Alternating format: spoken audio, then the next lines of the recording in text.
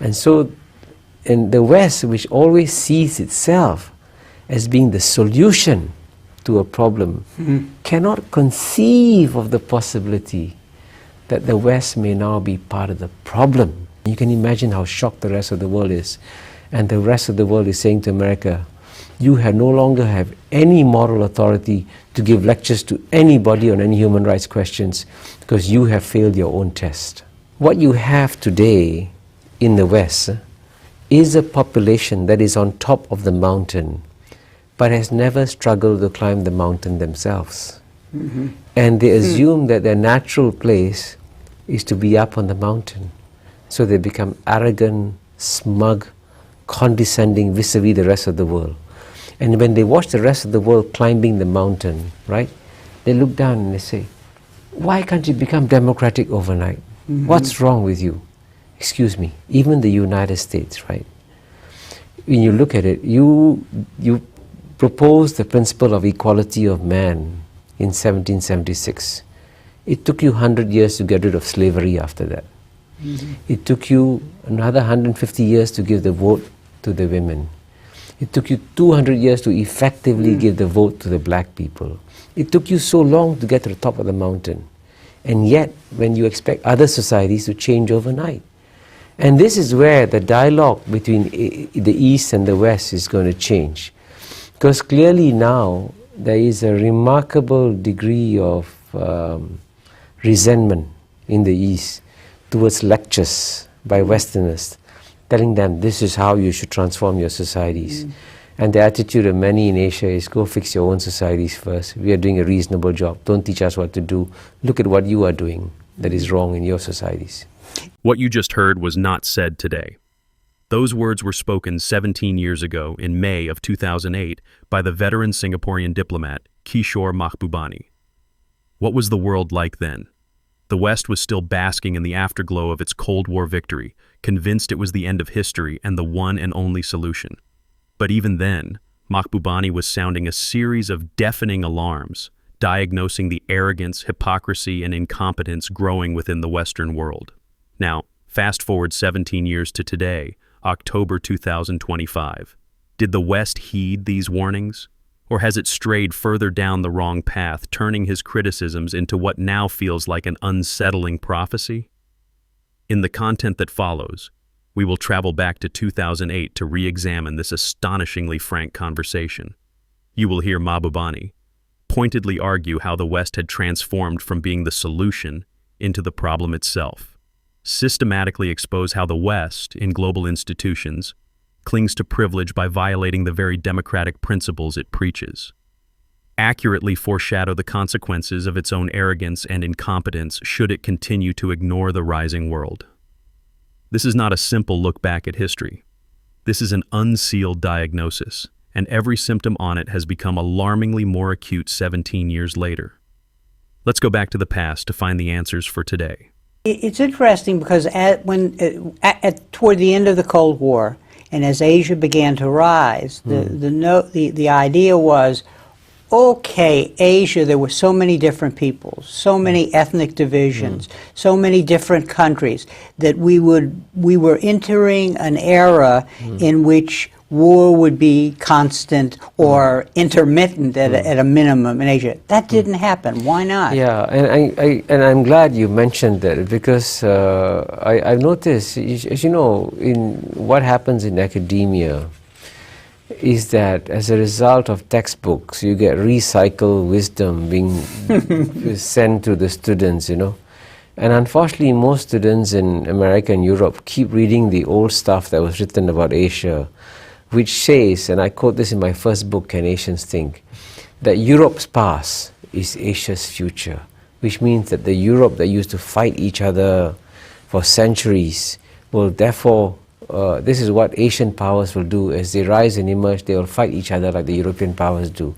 And this assumes, of course, that the Asians cannot think, cannot figure out for themselves, hey, what works in the world. Indeed, but as I explained in the book, one of the 7 pillars of Western wisdom that the Asians are learning is what is called the culture of peace.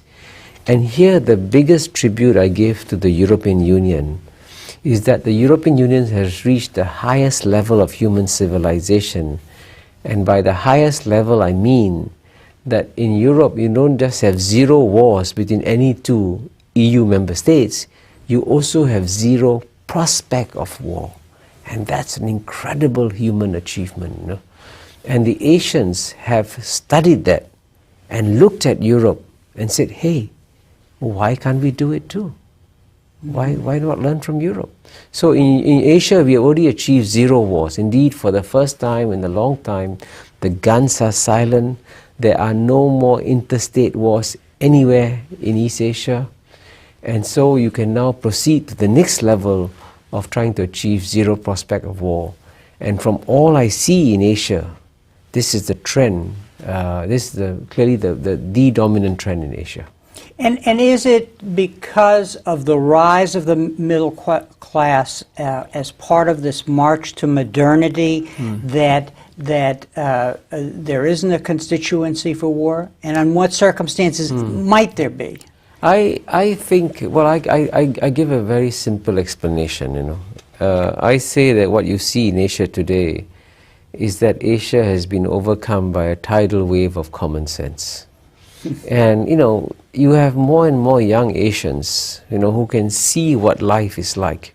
You mentioned YouTube, you mentioned Google, all that's prevalent in Asia. In fact, the degree of broadband penetration is higher in many Asian countries than in America or Europe. This is something very few Americans know. And so they're connected to the modern world. And if you're connected to the modern world, you really realize the futility of war. And in some ways, you know, the Iraq war, which as you know is very tragic, its biggest contribution may have been to further delegitimize war in the modern world. Because the whole world could see that the richest and the most powerful country in the world couldn't invade and occupy a country of 20 million people, very poor country. It shows how difficult war is today. And so it's clear that, of course, the Asian countries will continue to have defense budgets, will continue to have military expenditures, and that, as you know, is prudent, but they're going to try and avoid war.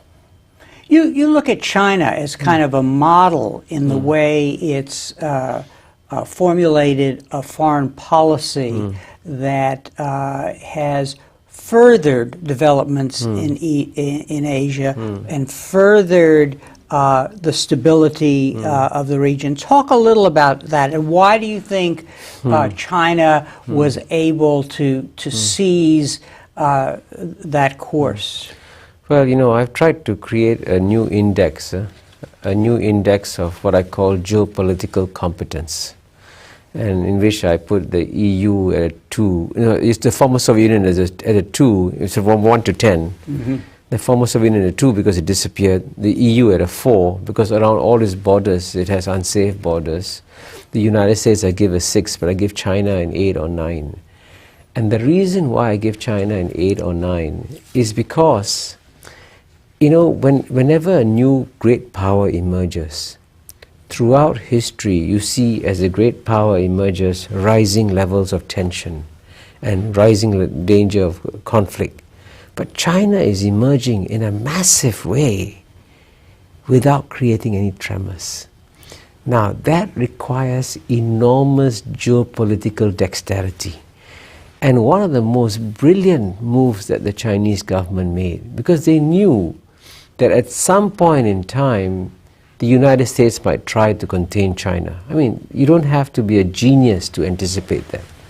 So what did the Chinese do? They launch a preemptive strike. And what is their preemptive strike? They export their peace and prosperity to all their neighbors.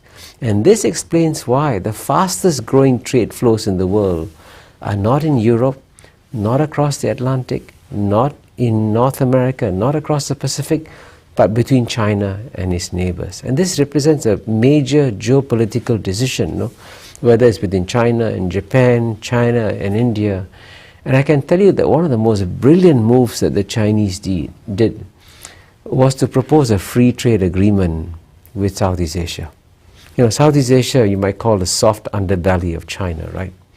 500 million people who in the past had been used by the United States to contain China in the Cold War. So what does China do? Propose a free trade agreement. And not only did they propose a free trade agreement, they concluded it in record time. And even before they concluded it, they gave the ASEAN countries of Southeast Asia, the Association of Southeast Asian Nations, an early harvest by giving them unilateral concessions into the Chinese market. Now, if only Europe could copy what China did and export its prosperity to Africa, it would make it a much safer world for Europe in the long run. But obviously, what China can do today, Europe still cannot do. It shows how far ahead China is in geopolitical competence. And there's a learning cycle here that you're describing, which is quite fascinating. Namely, the West had much to teach. Asia learned, and in some respects, the West has ceased to learn, whereas Asia has built on what it learned and is actually, in some cases, navigating a new course. Yeah. Well, unfortunately, you see, the tragedy about the West is that the early generations in the West succeeded because they had open minds and they were willing to learn and experiment and be pragmatic. What you have today in the West is a population that is on top of the mountain but has never struggled to climb the mountain themselves. And they assume that their natural place is to be up on the mountain. So they become arrogant, smug, condescending vis-a-vis the rest of the world. And when they watch the rest of the world climbing the mountain, right, they look down and they say, why can't you become democratic overnight? What's wrong with you? Excuse me, even the United States, right? When you look at it, you proposed the principle of equality of man in 1776. It took you 100 years to get rid of slavery after that. It took you another 150 years to give the vote to the women. It took you 200 years to effectively give the vote to the black people. It took you so long to get to the top of the mountain. And yet, when you expect other societies to change overnight. And this is where the dialogue between the East and the West is going to change. Because clearly now, there is a remarkable degree of resentment in the East towards lectures by Westerners, telling them this is how you should transform your societies. And the attitude of many in Asia is, go fix your own societies first. We are doing a reasonable job. Don't teach us what to do. Look at what you are doing that is wrong in your societies. There's a story in your book that I found fascinating, which is the difference in the way the American elite prepared for the occupation of Japan in comparison with the lack of preparation for the invasion and then occupation of Iraq. Talk a little about that, and how do you explain the difference? Well, I think the big difference between the American occupation in 2005 of Japan. You mean of 1945 in Japan and 2003 in Iraq. The big difference is that the occupying powers in Japan knew that they had to understand Japanese culture. I mean, one of the most critical decisions that was made in 1945 was not to put the emperor on trial, but to say, hey, if we want to preserve stability in Japan, and we have to preserve social and political stability in Japan, you have to preserve some critical institutions. So you have to understand Japanese history and culture. Now, the people who went to Iraq were the most incredibly arrogant people. And they thought they didn't have to study Iraqi culture at all. And they made disastrous decisions, this de-Baathification. So you remove the entire middle class, the entire ruling elite, and threw them out. And of course, the society falls apart. The glue that holds a society completely fell apart. I make an even more telling comparison between the way the Japanese occupied Singapore in 1942. And even though they were brutal, they made sure that even the British colonial officers who were running Singapore were allowed to stay in their place. I gave the incredible example of the Botanic Gardens in Singapore, which is a world treasure, frankly. And when the Japanese sent a botanist from Tokyo to Singapore, they told the British botanist, please stay. You have to preserve these beautiful gardens. By contrast, the Americans allowed the looting of these incredibly ancient treasures in the Museum of Baghdad. Now that's incredible incompetence, you know. And I'm surprised. What amazes me about all this discourse is that so few minds in America keep asking this fundamental question: why have we become so incompetent? What has gone wrong? And I think a lot of it has to do with ideological arrogance that has grown in the Western mind. And this ideological arrogance has to be removed. Otherwise you'll become a major obstacle to the West understanding the nature of the real world that is emerging. You talk about that, and let's discuss that now, namely a set of principles. We're not now talking about the pillars that help in the march toward modernity, but we're really talking about the end of the Cold War and a misunderstanding of why we won the Cold War and how we won it, leading to the notion that we can now face the world on the mountain and give it a new set of principles that are defined by the way we see ourselves, and that they should be implemented all over the world. Talk a little about that. Yeah, well, I mean, as you know, this is not a secret. There was a great mood of Western triumphalism at the end of the Cold War. I saw it in Europe when I went to a meeting of foreign ministers of European Union and ASEAN. The then Belgian foreign minister, Willy Klaas, said, there are only two superpowers left in the world, America and Europe, and we will set the rules for the world. And in America, as you know, there was this incredible celebration of Francis Fukuyama's argument that all societies in the world now must immediately become liberal democratic. I mean, this is a distortion of Francis Fukuyama's argument, but that's what they wanted to believe. And in the process, the West failed to understand why it really succeeded in the battle against the Soviet Union. It succeeded not because of its political system, it succeeded because of its economic system. And the real test of which was more important came at the end of the Cold War, when Russia and China took different roads. Gorbachev, unfortunately, bought the argument, the Western argument, and he said, hey, it's all about politics.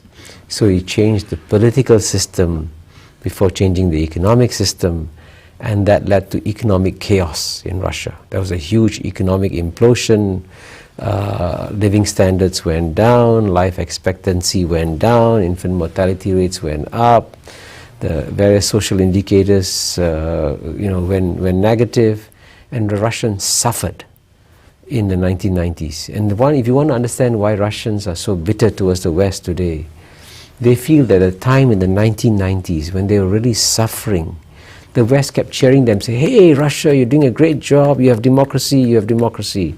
And they were suffering. And that's why they resent these lectures from the West on democracy. By contrast, China took the opposite road. And Deng Xiaoping said, hey, it's not about politics, it's about economics. We must fix our economic system. So by focusing on transforming the economic system, China went through a spectacular growth. So clearly China understood what was a real factor that explained the West's success in the Cold War. It's all about transforming your economic system first, before you transform your political system. You describe how freedom is understood in China, because one of the mantras of the Bush administration and America in this new phase is must have free and fair elections. There has to be freedom, the march of mankind to freedom. But there are different definitions of freedom, and if we don't understand that's problematic. Yeah. Well, I think if you look at it from the point of view of the Chinese people, right? If you are living on less than $1 a day, and you're struggling to feed your family, it makes no difference if you have any kind of political freedom or the right to vote, if you can't feed your family. So, from the Chinese people's point of view, when you look back over the last 150 years, they've gone through foreign invasions, the British coming to China saying, please, we want to buy your tea, accept our opium in return. And when the Chinese said no thank you, the British bombarded the Chinese, occupied parts of China, and insisted that the Chinese accept opium. So they've gone through hell over the last 150 years. Now finally, for the first time in almost 2 centuries, the Chinese are experiencing this incredible improvements in their standard of living. And in China, the number of people living on less than $1 a day have fallen from 600 million to 200 million. So 400 million people, larger than the population of America, right, have seen a significant improvement in their lives. And what happens? You get greater freedom. You can finally go out and not face the stress of survival. You have choices to make. You can choose where to work. You can choose to buy television sets. You can choose to travel. And that's a remarkable improvement in your lifestyle. They're experiencing real personal freedom. And the real test of whether or not a society is free or unfree is when its people are allowed to go overseas. Do they come back or do they stay overseas? Right? Obviously, if China was a closed, dark, oppressive society, as soon as the Chinese could leave, they would leave and not come back. But guess what? Each year, over 20 million Chinese tourists travel overseas. And almost all of them come back to China. Why do they do that? Obviously, they have enough freedom to do what they want to do. Clearly, China hasn't achieved the political freedoms that America has, but it took America 200 years to achieve it. And maybe if you give China, maybe not 200 years, 100 years, they may achieve what the Americans did in 200 years. But the other more controversial point that I would like to make here is that the Americans assume that they will always remain defenders of freedom, no matter what. But if you look at what America did after 9/11, you look at the erosion of civil liberties in America, you look at the way the Americans are prepared to accept the Patriot Act, it's clear that when the Americans feel threatened, they too walk away from many of the freedoms that they celebrate.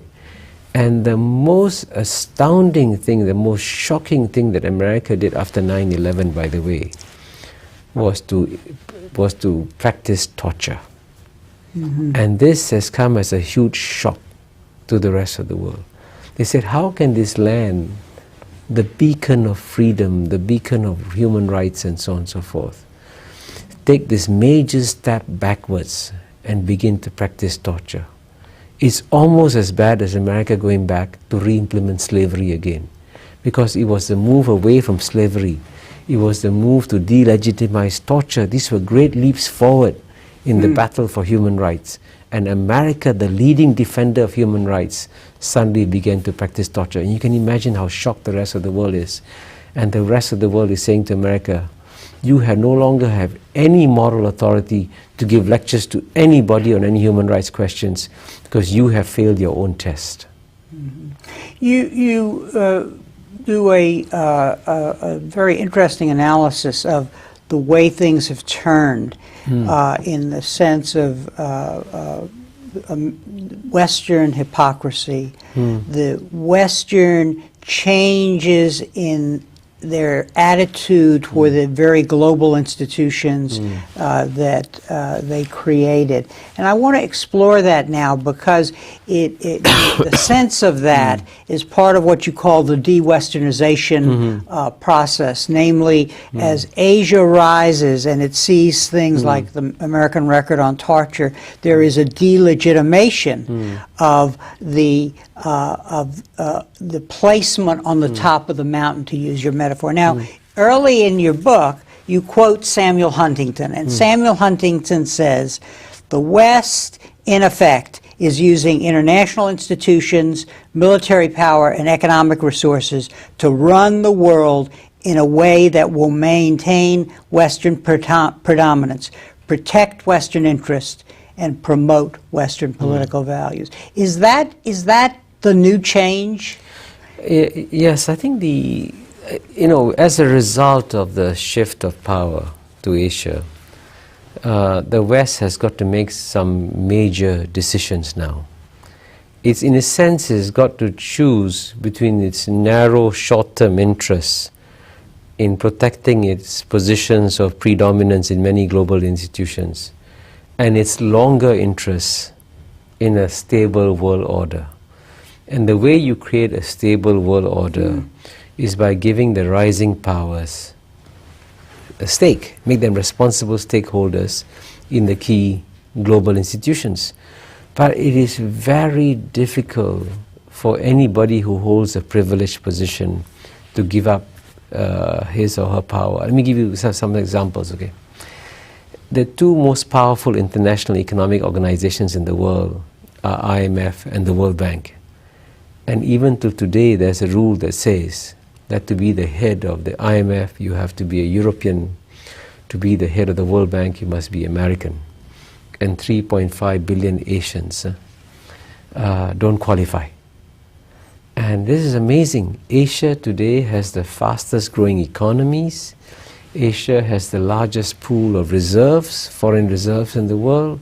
Asians have demonstrated that they can do equally well in economic enterprises, but Asians are not qualified to run these two institutions. And by the way, this practice was reaffirmed as recently as 2007, last year, when you had a change of the leadership of both World Bank and the IMF, and they still went back to the old practice. Now, this is an example where you got to discard these anachronistic rules to adjust to the rise of Asia. Another example, the UN Security Council, right? It was a very wise move on the part of the Founding Fathers to create the principle of permanent membership, to ensure that the great powers of the day had a stake in the UN and didn't walk away from it as they did with the League of Nations, right?